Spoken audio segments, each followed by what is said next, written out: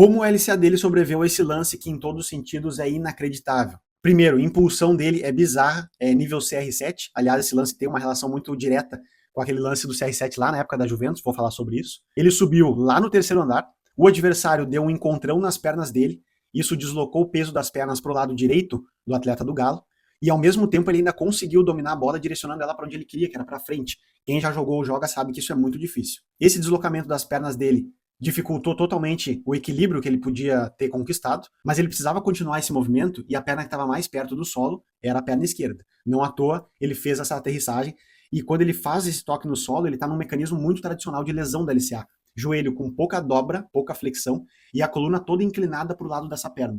Isso gera toda uma tendência de pouca capacidade de absorver força pelos músculos do joelho e especialmente uma tendência de o joelho virar para dentro.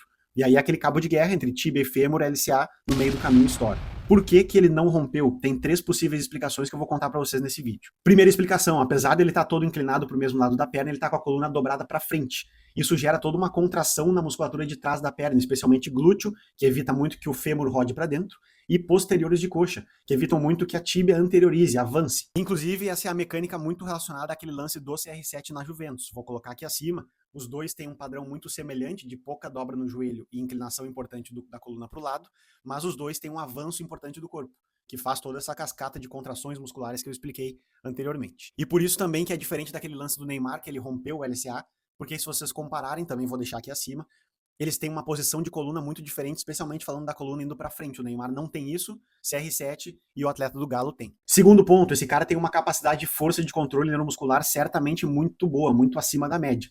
A gente rompe o LCA em lesões sem contato, normalmente entre 17 e 60 milissegundos. E o reflexo que o ligamento joga para o músculo para ele funcionar como uma proteção, ele demora mais ou menos uns 70 milissegundos para acontecer. Para vocês terem uma ideia e compararem, um piscar de olhos demora entre 100 e 400 milissegundos. Ou seja, o tempo para esse ligamento romper e para o reflexo entre ligamento e músculo acontecer são diferentes. Eu preciso de uma musculatura capaz de pré-ativar, é a pré-ativação antecipatória.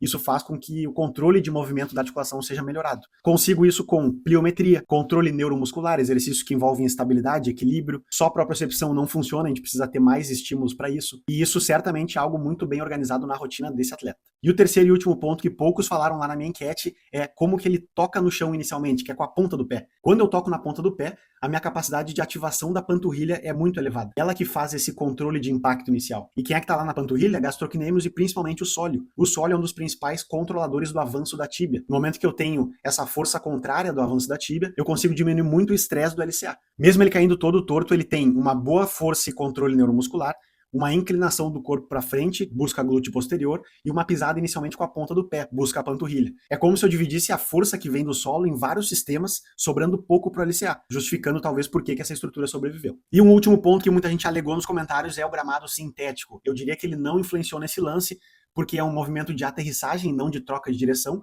E um último estudo que a gente tem, por mais que seja bastante enviesado e falte muito conhecimento, nos sugere que lesões no joelho, em relação a gramado sintético e natural, não parece ter um aumento de taxa. O que influencia um pouco mais em lesões é sobre tornozelo e pé, mas tem toda uma relação também de gramados sintéticos antigos e modernos. Todas as informações desse conteúdo saíram desses artigos, eles estarão disponíveis, tanto o PDF quanto um resumo completo, lá no meu grupo de estudos, pega pelo link da bio.